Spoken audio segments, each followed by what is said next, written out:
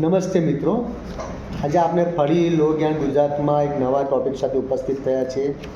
આજનો આપણો એક સવાલ જે લોકોના મનમાં ઘણો મૂંઝવતો હોય છે, જે આપણા ખેડૂત ભાઈઓ હોય છે કે છેતરપિંડીથી લેવાયેલી જમીન કેવી રીતે આપણે પાછી મેળવવી જોઈએ। તો આ બાબતે તમને સૌને જણાવીશ કે સૌથી પહેલાં તો કલમ 420, 467, 468 અને 471 હેઠળ કેસ દાખલ કરીને પહેલાં તો એફઆઈઆર કરાવો। બીજી વાત કે વેચાણ કરાર જે થયો છે તેને રદ કરાવો। ત્રીજી વાત કે સિવિલ કોર્ટમાં ડિક્લેરેશન દાવો દાખલ કરાવો।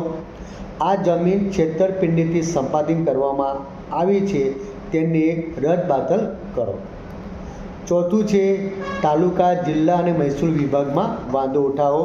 તપાસ પૂર્ણ ન થાય ત્યાં સુધી નામ ટ્રાન્સફર બંધ કરવામાં આવે। બીજું કે કોર્ટ પાસેથી સ્ટે ઓર્ડર મેળવી લો।